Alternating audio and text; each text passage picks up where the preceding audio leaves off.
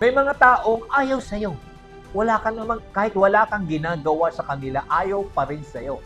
Why? It is because the system of this world. Pamamalakad, kaparaanan, huwag kang makisang-ayon sa kalakaran ng mundo ito sapagkat hindi ka taga-mundo bagamat nasa mundo ka. Praise the Lord. Giving is an echo of the cross. That's a Rema word. That's the Rema word for me. When you say echo, it bounces back to you.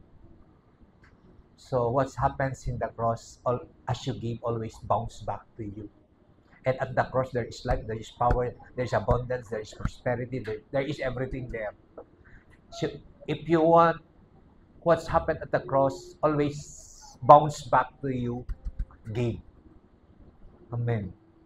And habang napapakinggan ko yun, I remember yung pamangkin ko, she's now a nurse in the States.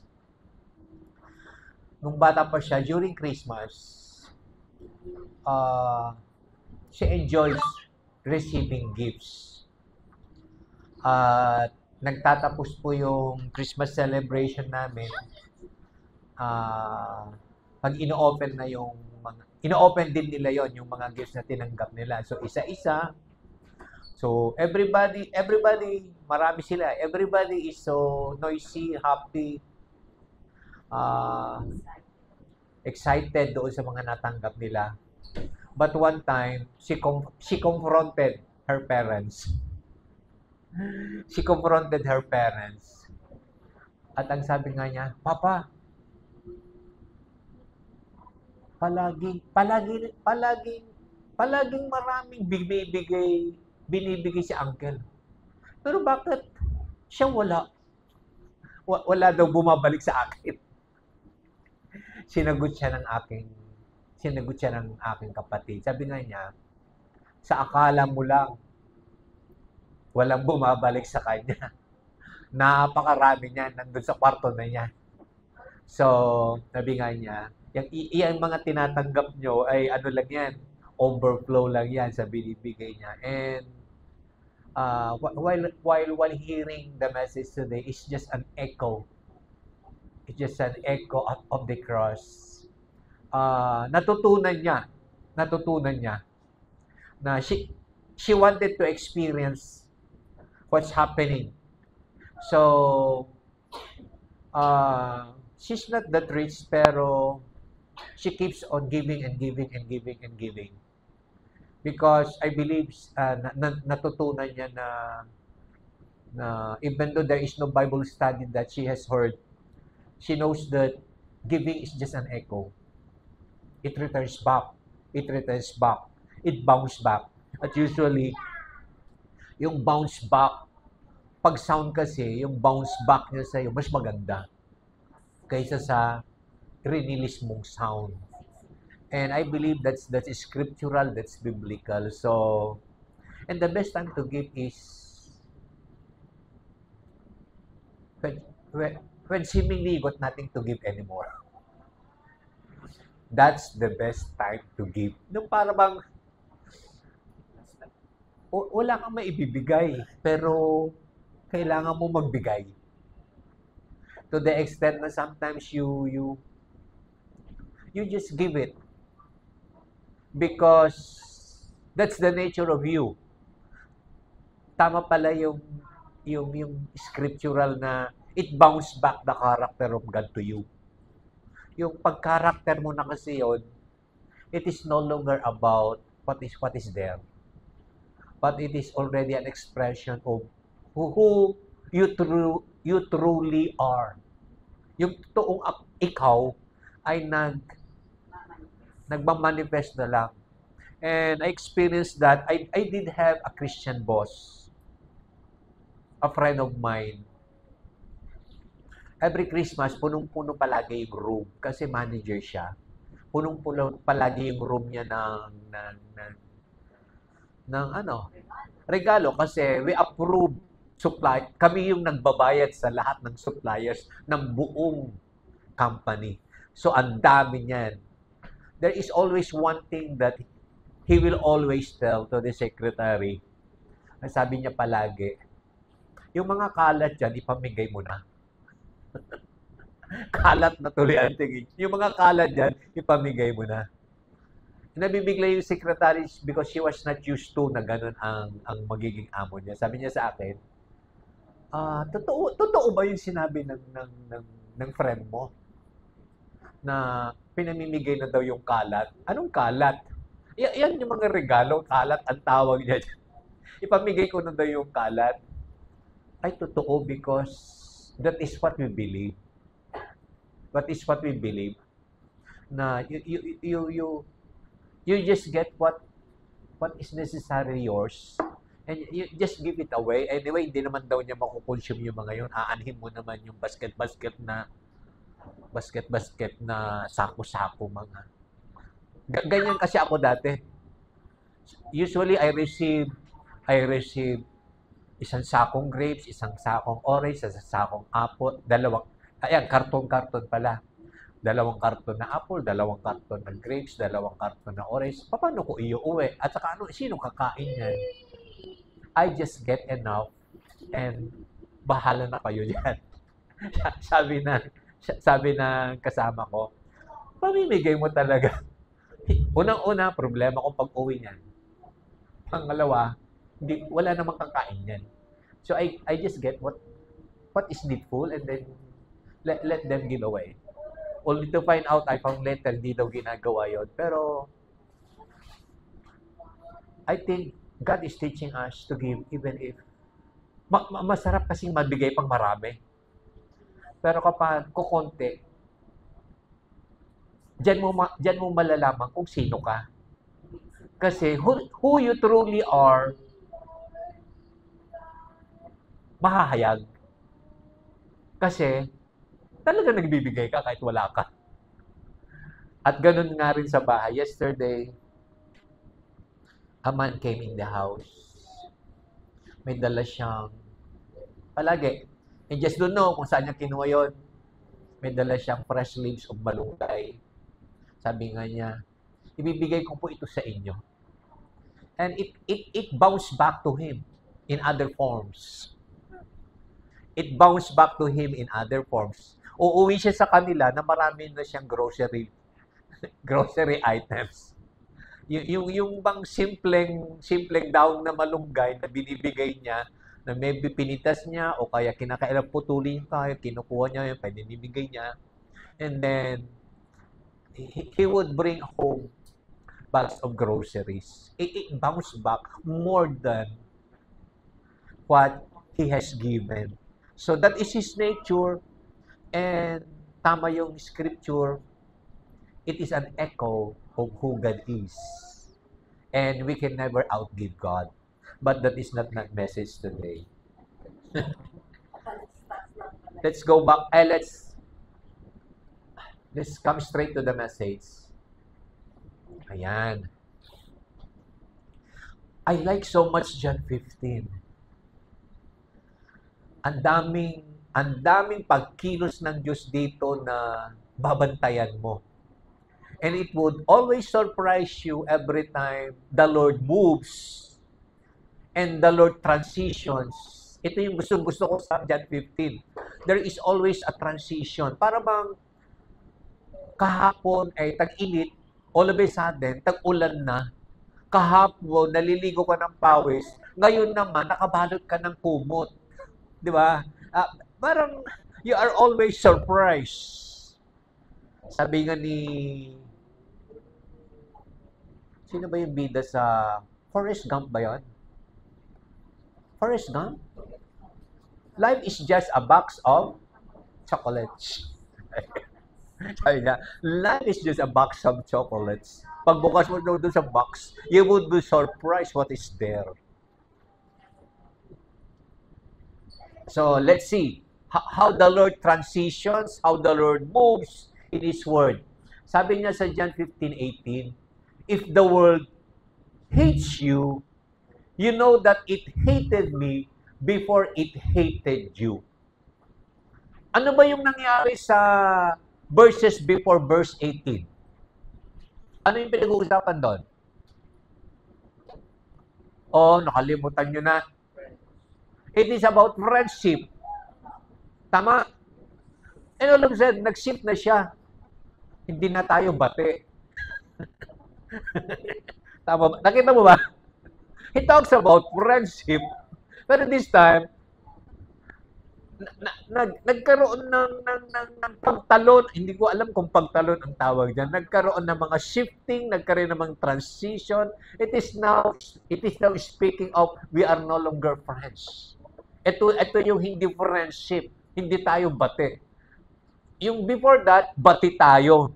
Sinasabi niya, paano tayo magiging bati? How could we become friends? But this time, it speaks about hatred. Sabi doon, if the world hates you, you know that it hated me because it hated you. And then in the next verses, if you were of the world would love its own. Yet because you are not of the world, but I choose you out of the world, therefore the world hates you.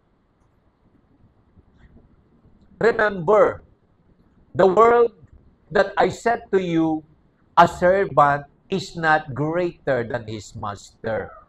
If they persecuted me, they will also persecute you. If they kept my word, they will keep yours also. But all these things they will do to you for my name's sake, because they do not know him who sent me. If I had not come and spoken to them, they would have no sin, but they have no excuse for their sin. He who hates me hates my Father also. If I had not done among them the works which no one else did, they would have no sin, but now they have sinned and also hated both me and my Father. But this happened that the word might be fulfilled which is written in their law, they hated me without a cause. Parang ang sakit pakinggan yung last phrase. Galit sila sa akin na wala man lang dahilan. Marami bang ganyan? Marami ka bang ganyan? Na ayaw lang sa'yo dahil ayaw lang sa pagmumukha mo. Ganun kasimple. Galit sa'yo, hindi dahil meron kang ginawa, kundi basta galit sila. Napansin mo ba, ang ganda-ganda ng 18 mga previous verses. It speaks about the beautiful friendship that we have to develop with Jesus. It speaks about that beautiful relationship na pag sinabi ni Jesus, you are my friend, ano ang gagawin niya sa friend? He will reveal to you who the Father is. At pag sinabing He will reveal, Jesus is opening a line of communication to you. Kasi there is that element of revealing. Ipapakilala niya kung sino ang Ama sa'yo. Meaning, Jesus is committed to you na na makikipag-usap siya. If you are willing to listen to Him, then makikilala mo at makikilala mo kung sino ang Diyos Ama sa buhay mo. At kapag makilala mo who the Father is, then you would experience what the Word is saying, the fullness of the Father. You now begin to what? To experience that in your life. Kasi nalaman mo na ganito pala ang meron ako. What the Father has, He has given to His Son. What the Son has, He has given everything to you. Kaya pag nakilala mo kung sino ang Ama, kung ano ang meron ng Ama, malalaman mo rin na ang mga bagay na yon ay meron rin sa iyo. You now begin to use them. This is the greatest deceit that the enemy is doing today. The enemy knows you got everything. Pero, ang gagawin ng enemy ay hanggat maaari, ayaw niyang maniwala ka na meron na lahat sa'yo. Dahil hindi ka naniniwala na meron ka niyan, then you will not use it. Even though you have it. It's just yung old story na yung son, yung isang professional na doctor sa US, kinuha niya ang kanyang tatay, he bought a plane ticket, at hindi naman niya sinabi sa tatay niya na sa plane ticket na yun, kasama yung pagkain.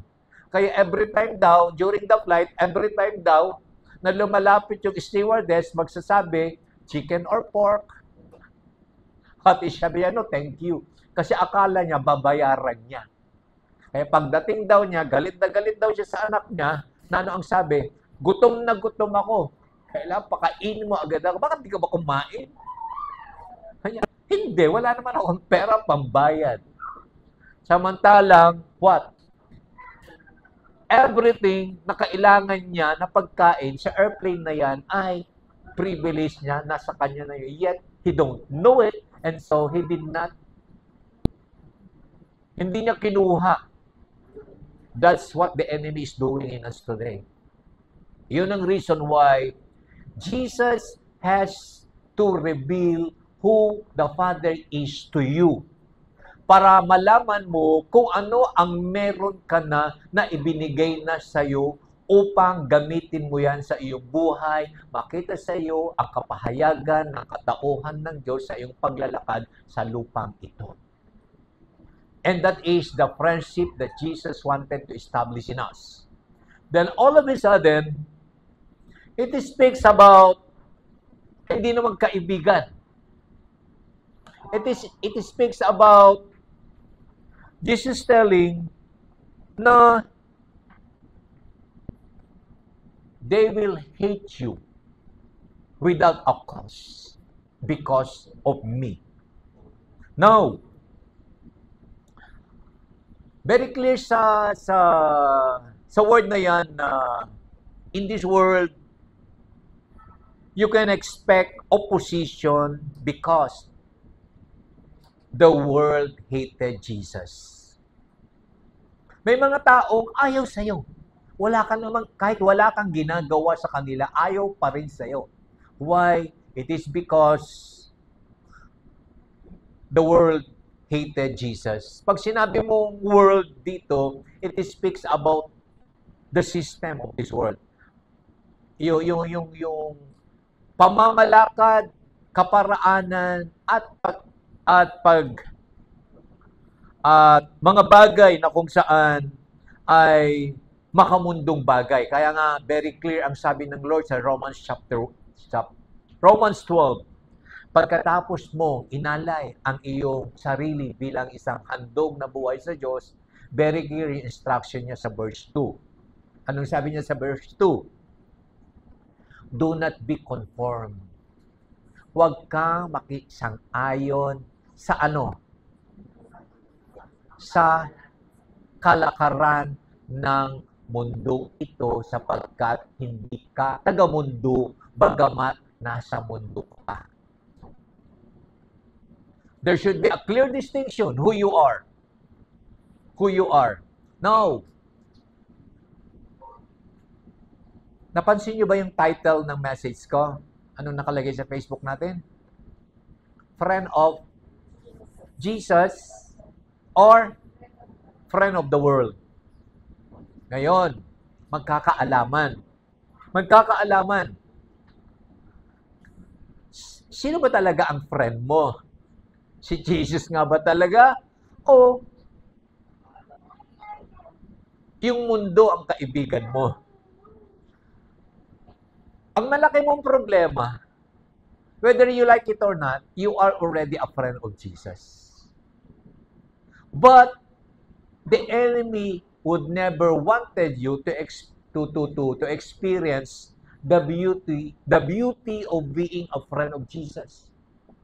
Kasi marami kang mararanasan dyan na hindi pwedeng ibigay ng mundo. So what the enemy will do is what? To deceive you.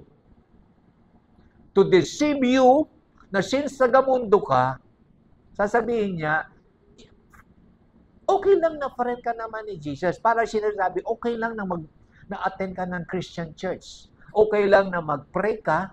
Okay lang na magbasa ka ng Bible. Huwag mo lang lakaran yan.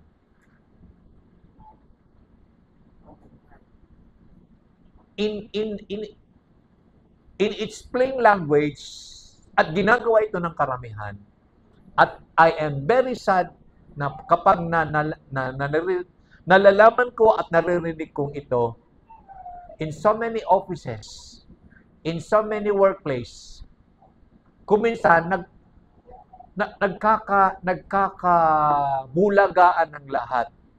Ano yung bulagaan ng lahat? Sasabihin, ay, Christian pala siya. Ha? 10 taon na kayo magkasama, hindi mo alam na Kristiyano yung kasama mo? Meron akong ka-office mate na ang tagal na nilang magkasama, nagkabulagaan sila, nagkita sila sa fellowship kasi nag-attend silang dalawa. Christian ka rin pala. Ano? Hala.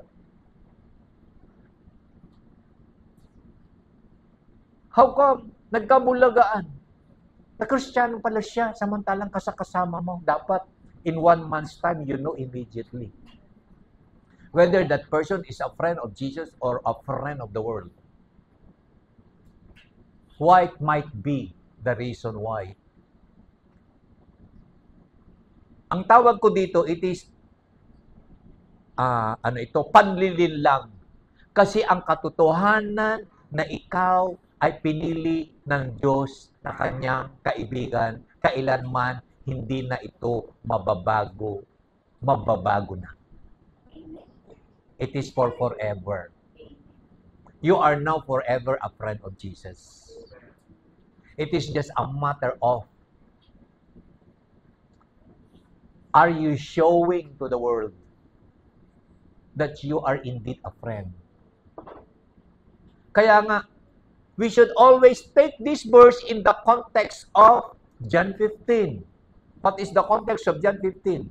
It is in the context of the vine, the branches, and what is expected of the branches. It got fruit, and more fruit. Ang tanong lang dito, bakit hindi nalaman ng mundo na ikaw ay kaibigan? Hindi nakikita ang bunga. Na kumikilos, gumagalaw, nagsasalita sa iyo.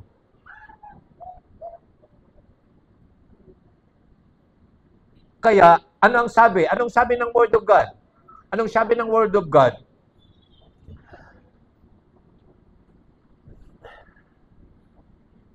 Ang sabi niya doon, dapat galit ang mundo sa iyo.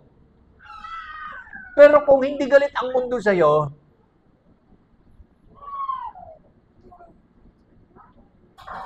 you already flow to the system of the world. Nakiisa ka na sa kanilang kaparaanan. You became one even though you are not. Tatandaan palagi natin, hindi ka pwedeng baguhin. Hindi pwedeng baguhin ng mundo ang totoo mong katauhan. Ang pwede nilang baguhin ay yung iyong pag-iisip, panglilinlang. Dapat ikaklarado po natin ito, ha. Ikaklarado ko ito sapagkat these are misled Bible studies ng karamihan.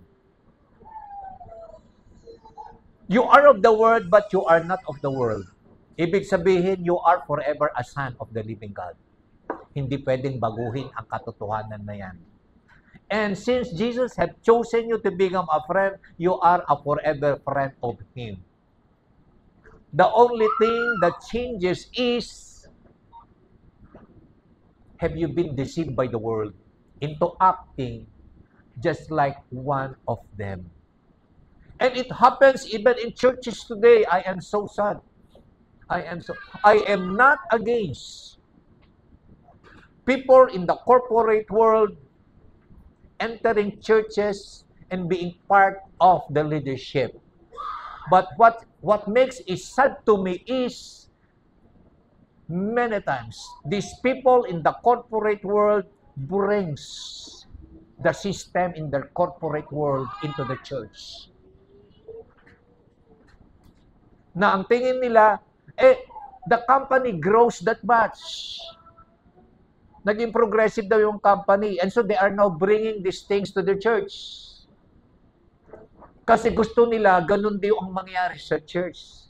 Only to find out, it is a failure in the eyes of God. Yes, the church might have grown also. Statistically, in terms of people, in terms of finances, but I tell you, unless it is the Rema word that is being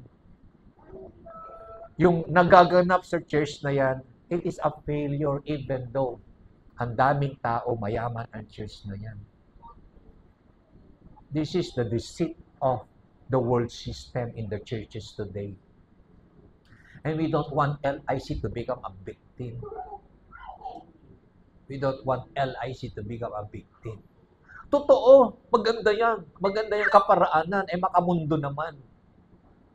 Ang sabi ng word, the word of God, is very clear. Jesus and the world can never dwell together. They hate each other forever. Pag sinabi mo world, the system. Kaya nga po, I have been sitting with many Christian leaders. Nagpapantig ang tainga ko kapag nagsasabi, nakakarinig, dapat kasi ganito, only to find out. They are bringing the world system into the world. Ang palagi ko sinasabi, yes, that is true in the world system. Pero ang tanong ko, yan nga ba ang pagtawag ng church na yan sa Panginoon? Kasi if it is not, then let it be so simple.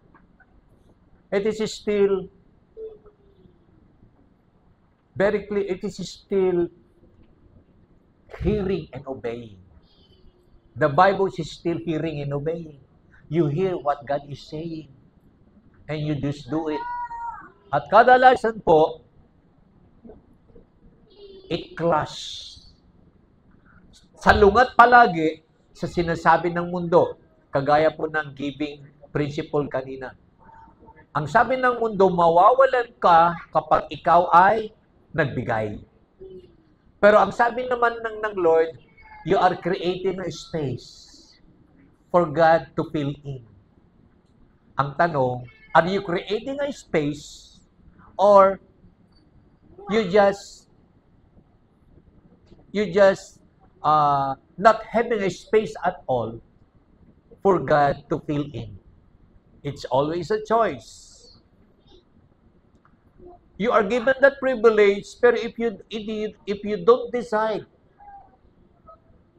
to take that privilege, nothing happens because God operates in the system of friendship. Ano yung system ng friendship ng Lord? He reveals the Father to you. He gives you a Rema word. He always gives you a Rema word. And kadalasan yung Rema word, taliwas yan sa kaisipan mo. Taliwas yan sa alam mong ito dapat. Taliwas yan sa mga bagay na napag-aralan mo nung ikaw ay tagamundo. At tagamundo ka, at naninirahan ka nga sa mundong ito. So, what? Expect opposition because the world hated Jesus. Ang tanong, kung piloso po kang Kristiyano, sasabihin mo, if you interpret this world, the Word of God, literally, you will say, galit sila si Jesus yan eh. Tama? Ganyan ang mga pilosopong Kristiyano. Galit sila kay Jesus kasi si Jesus yan eh.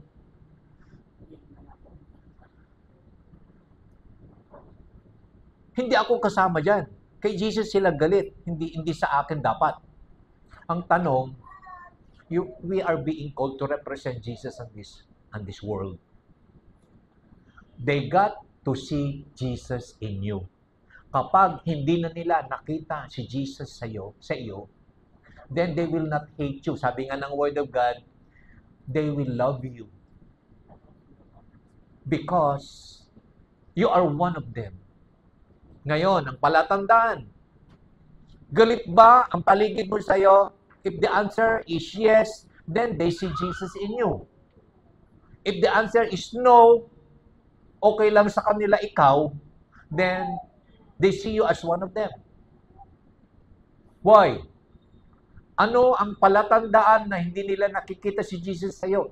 They don't see the fruit in you. You shall know them by their fruit. Makikilala ka sa pamamagitan ng bunga. They don't see love. They don't see faith. They don't see joy. They don't see kindness. They don't see faithfulness in you. You are just like one of them. Na maramot, hindi nagbibigay. Kasi kanya yun pinagpaguran niya yun bakit niya ibibigay? Why should I show kindness to you? Hindi ka nga mabait sa akin Tapos nag-expect ka ng, I should be good to you, I should be kind to you, I should be compassionate to you. Wala. Why? It is because the love does not overflow. Yet, the greatest deceit is, all this fruit is already in you because you are the branch. Yun ang nakakalungkot. Hindi mo pwedeng sabihin, ay wala ako niyan, nasa iyo lahat yan. Pumayag ka lang, nalinlangin ka ng mundo na kinabibilangan mo. Kaya the world hated you not because may ginawa ka, kundi the world hated you, it is because it is of your doing. Ikaw ang may sala. Ikaw ang may sala. And so today, it clears the question. Huwag ka na magtanong kung galit sila sa iyo na wala ka namang ginagawa. It has already been foretold to you in the world. The world will hate you. Pag sinabi mong word, yung makamundong kaparaanan. Alam ko yan. Nung bago ako sa opisina namin, galit lahat sila. Kasi noon, manual yung time in. Nung panahon ko, ang time in namin ay nagsusulat ka. Hindi bandy clock, walang bandy clock sa amin. Susulat mo ang pangalan mo at ilalagay mo doon yung oras. Ang ginagawa ng supervisor, we are allowed 6-minute grace period. Ang ginagawa ng supervisor, pag 8:06, lilinyahan yon. Ang ibig sabihin, below that line, dapat yung time in mo, 8:07, upward. One time na late ako. I clock in 8:10. Which is, it is already a salary deduction. Ang daming galit na galit, halos lahat galit na galit sa akin kasi hindi na sila pwedeng even though dumating ng 8:20, hindi na sila pwedeng maglagay ng 8:05 kasi gusto nila 8:05. Nakalagay dun sa akin 8:10. Hindi ka ngayon pwedeng maglagay 8:05, 8:10 nga ako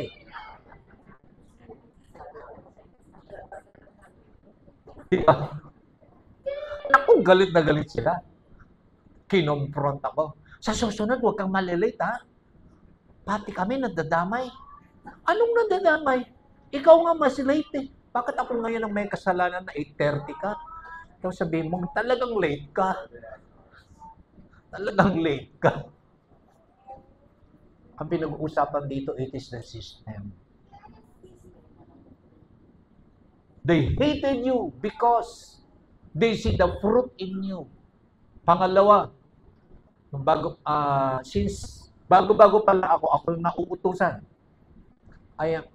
Pag nauutusan ka, entitled ka ng taxi fare to be reimbursed.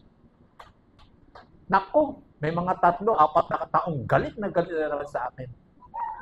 Kasi during that time, yung reimburse ko, mga 120, mga 150 for that particular place na pinuntahan ko. Ganun din yung pinupunta nila. Nagre-reimburse kasi sila 300, 400. Kaya nakukompare tuloy.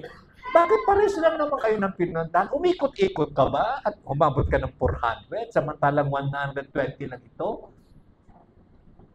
Nako, dumadami at dumadami at dumadami ang kaaway mo talaga. Expect it. Expect it if you live, if you display the fruit. Pero, you could have the choice also. Be one of them. Di maglagay ka rin ng 400. Di walang magagalit sa'yo. Nakinabang ka pa.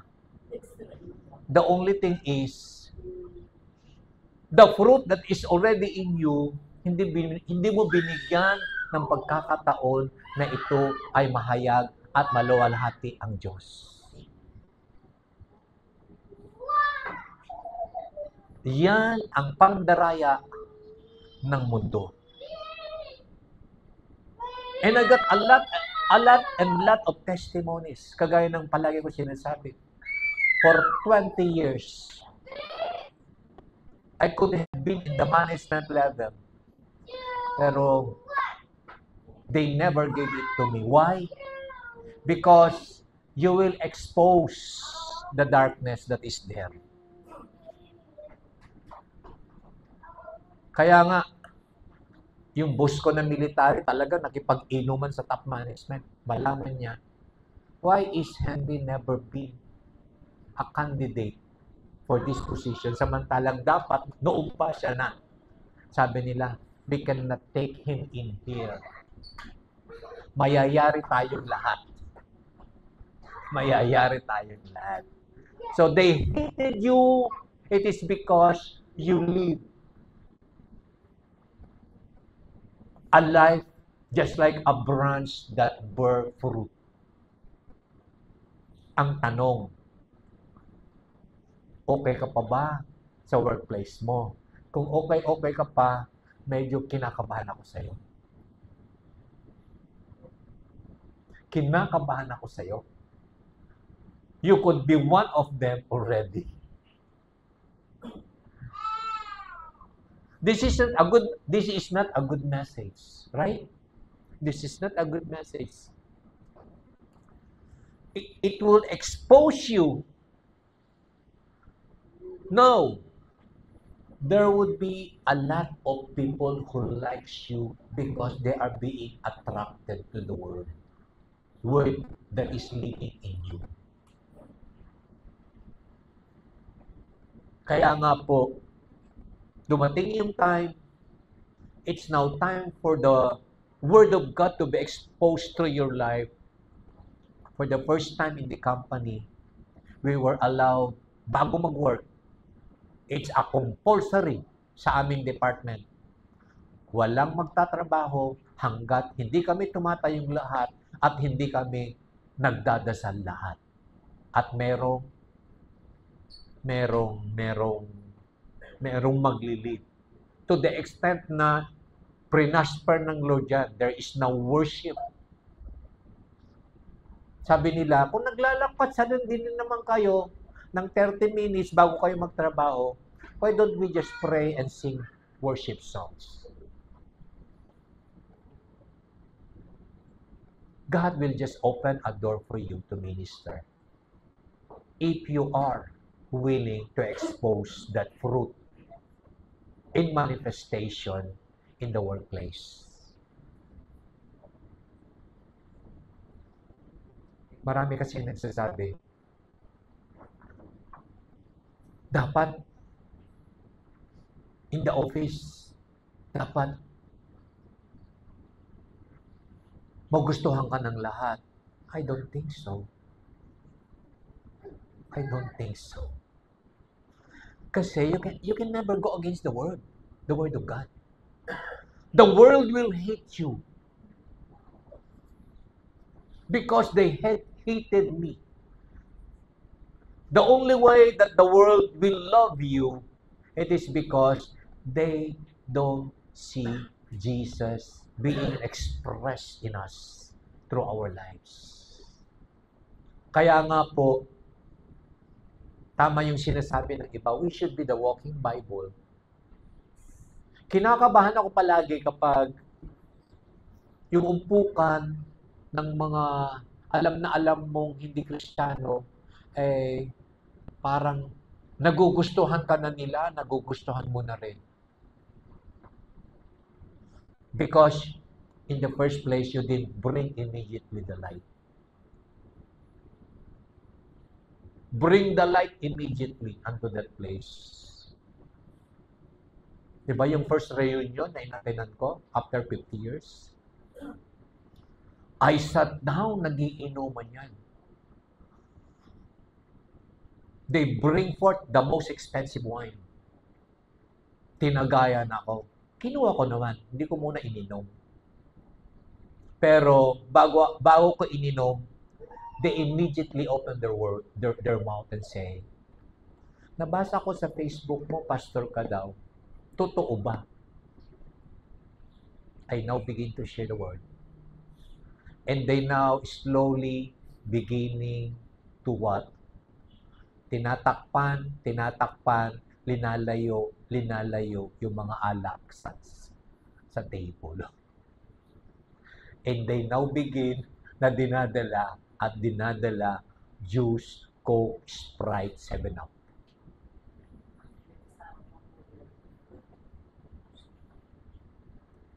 Pwede naman kasing hindi ka maging kaaway ng mundo. Bring the friendship of Jesus to them.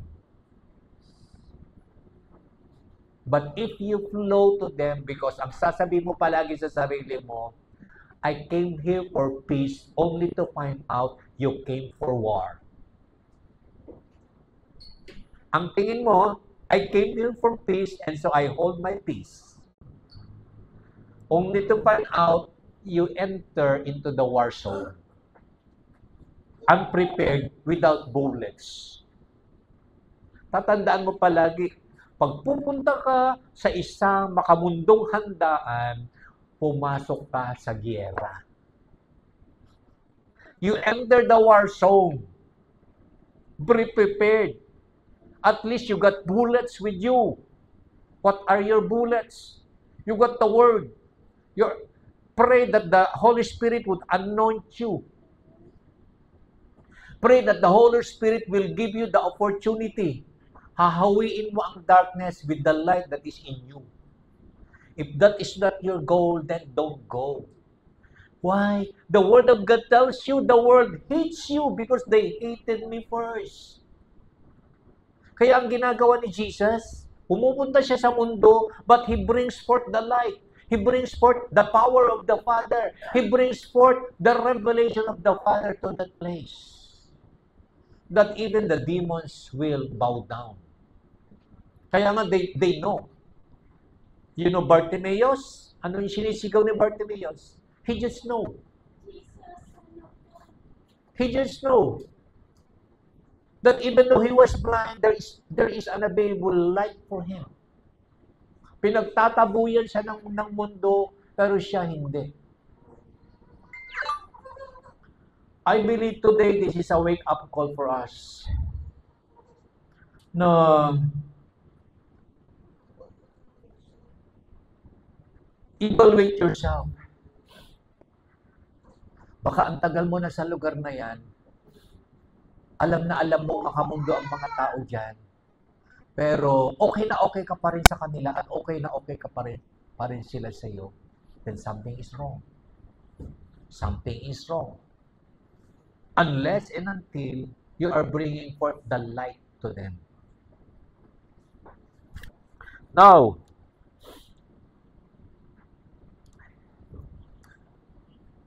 we always expect opposition because we are not part of the world system. Ang sistema kasi ng mundo ay talagang taliwas sa sistema ng Panginoon. Ang isa sa palatandaan, kung ikaw na ay kasama ng sistema ng mundo, do you want me to tell you? Do you want me to tell you na isa ka na pala sa sistema ng mundo na hindi mo namamalayan? Do you want me to tell you, if you come to church at hindi ka na makasunod sa church, ang ibig sabihin, ang sistema mo, sistema na ng mundo. Kaya, watch out yourself. Pag ang dami mo ng complaint sa church, ayaw mo kasi, ang gusto mo yung sistema ng mundo na komportable ka. You can never be comfortable with the system of the church. Why? Because God keeps on revealing new things and new things and new things to you. God is in the process of changing everything. Your schedules, your lahat binabago ng Panginoon. And the world system hates changes. Alam na alam ito ng mga nagtatrabaho.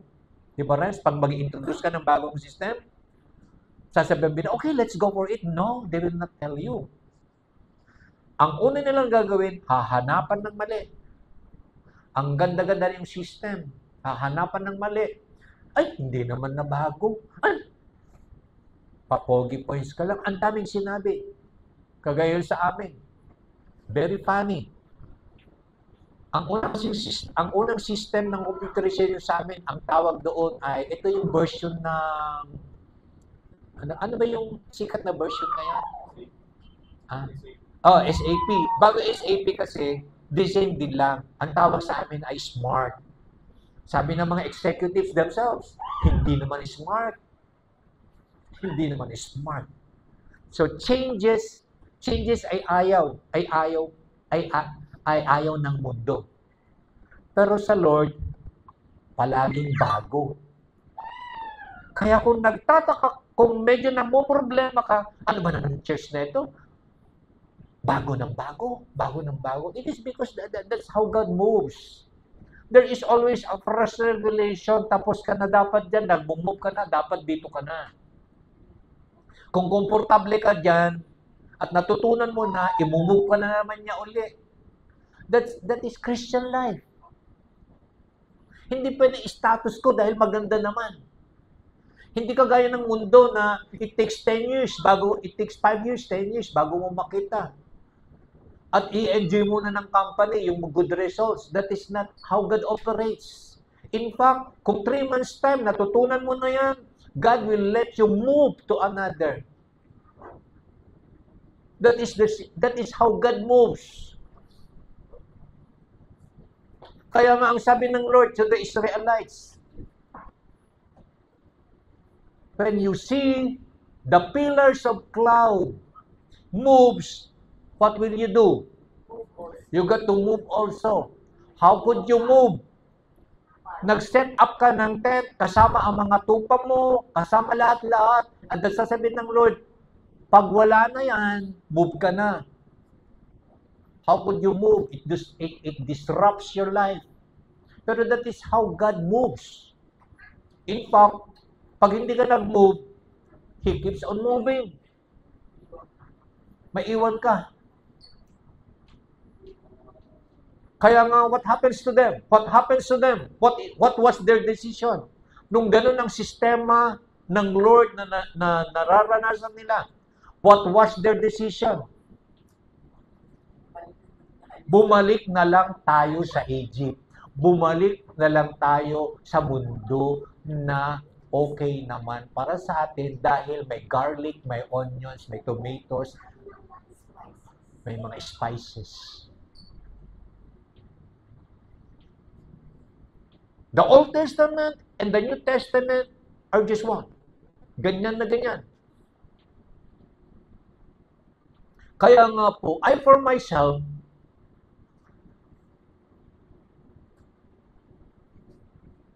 there are times, parang I am hesitant to move to what God is saying kasi hindi pa nga kami nakakaano dito. Lilipat na naman. But God is just teaching us. He is the King and He is the Lord. When you say He is the Lord, you follow what He says. Even though the mind would say, it is not practical. The mind would say, I have not yet adjusted. The mind would say, it is not yet the time. The mind would say, it would disrupt my schedules, it would disrupts the people. But who are we to say there is disruption? Hindi ba disruption yung kasi set up mo lang yung tent mo and then nag-move na yung crowd?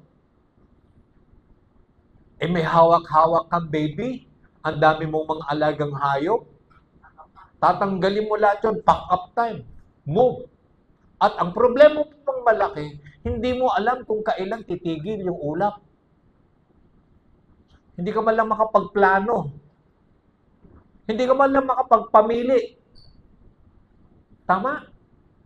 You cannot even plan, you cannot even think, you cannot even choose. Bakit? Hinihintay mong hihinto. Kailan ka pa talaga hihinto? And that's life. That's life. Tama ba? Lord, kailan ba matatapos to? Have you experienced that? Lord, kailan ba matatapos ito? Hoy, tumigil ka na, Klaus. Pagod na ako. Pwede ba? You cannot say that. Why? Because God always knows what is best. What is best? Kaya ang sabi niya, huwag kang makisang-ayon sa kaparaanan ng mundong ito. Magkaroon ka dapat ng pagbabago. Pagbabago saan? Pagbabago ang iyong kaisipan na palagi mong sinasabi, God is good, God knows what is best for me. Jeremiah, diyan mo sasabihin yung Jeremiah 29:11 mo. Recite ka ng Jeremiah 29:11, eh ayaw mo naman ng pagbabago. Ayaw mo naman ng pagkilos, ayaw mo naman ng paggalaw, ayaw mo naman talikuran, yung sistema na komportable ka na, then Jeremiah 29:11 would be just a memory verse to you. It is not a reality in life. Yes, there is hope. As Jeremiah 29:11 says. But in that hope, there is changes, there is movement. But I believe the Lord is what? Is moving us into that direction. And since the world hates you, resist the temptation to return evil for evil. Ganon. Ganon ha, ginanyan mo ako. O sige, tatapatan kita. Kasi sino ba naman kasi ang matutuwa na galit sila sa'yo, may ginawa sila sa'yo, wala ka namang ginagawa.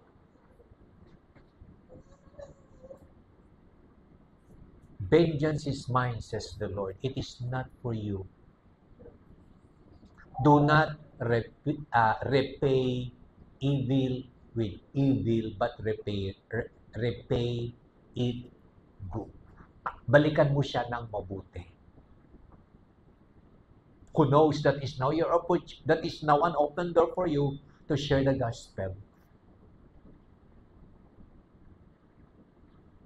I will never forget. Nasabi na rin niya ito.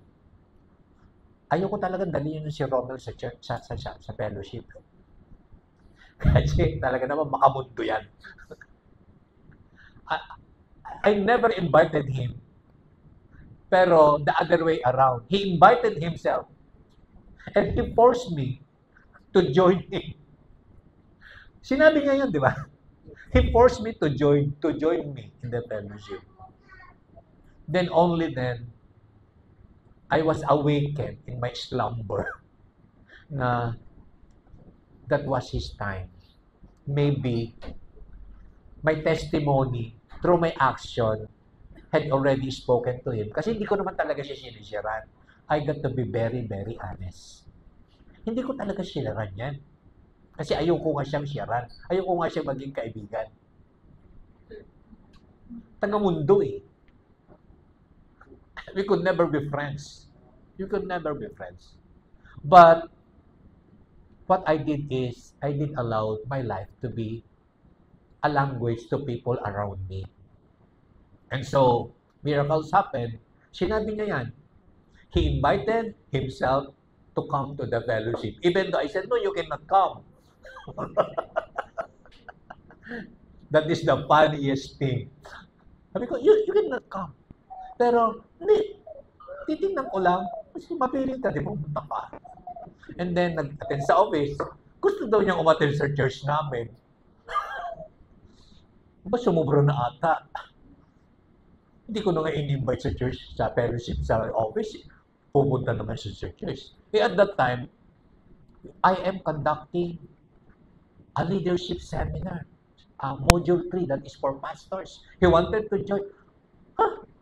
Attend ka ng seminar for pastors? Hindi ka nga Kristiyano. But he did come. So that could be an open door for you. That could be an open. Yes, you are not a friend of the world. The world hates you. But let your fruit be seen. Let your fruit be seen. So, resist the temptation of returning evil for evil. But hayaan mo na John 15. The fruit that is in you ay hayaan mo kumilos, gumalaw, magsalita. There is love, there is joy, there is peace, there is kindness, there is goodness, there is temperance. What else is even? There is what? Patience, kindness, goodness, self-control. Babalikan mo palagi yung John 15.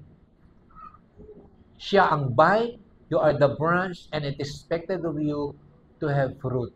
Yes, the world hates you. Kahit wala kang ginagawa. But it does not mean na titigil ka na ipahayag sa kanya yung bunga na meron ka kasi yun ay totoo. The fruit is already in you. Don't be deceived. It is just awaiting na sa sitwasyon na yan, kailangan ng goodness and so show forth goodness. Sa sitwasyon na yan, kailangan ng kindness, show forth kindness. Sa sitwasyon na yan, kailangan ng love, then overflow love. Sa sitwasyon na yan, kailangan ng joy, let joy overflow in you. Let the world see who you are by that fruit that is in you. Even though the world hates you. Now, kung hindi mo na makitang the world hates you, then baka kaibigan ka na ng mundo. Who are you now? Are you a friend of Jesus or are you a friend of the world? Pero ikaklarado ko, you are a forever friend of Jesus. The only way that you could be a friend of the world is you are deceived. Are you willing to be deceived? Definitely no. And so, this is what this Bible study means to us. And today, let us continue to remind each other. Pag yung katabi mo ay medyo kumikilos, gumagalaw, na taga-mundo, tapik-tapikin mo naman yan. Oy, nagsisimula ka ng taga-mundo, hindi ka taga-mundo. And the best way to experience that is through the cell group system. That's the best training that you could ever have in your Christian life. Shall we all stand? Father, we thank you that your word tells us that even though the world hates us, we could not repay hatred with hatred. But we will always allow them, Lord, to see who we are, that we are the branch attached to the vine, and we are the branch that is bearing fruit, more fruit and much fruit, that the world may see the glory of the Father being revealed to us through your Son, Jesus, walking, talking, expressing its life through our lives. Lord, today, Lord, let there be a renewing of our mind that we may be able to choose what is best and what the Word is saying unto us. Lord, thank you for giving us light on how the Word is being written, and allow us, Father, to be always an expression of who you are in our lives, who we are as a church to the other parts of this community wherein you have planted us.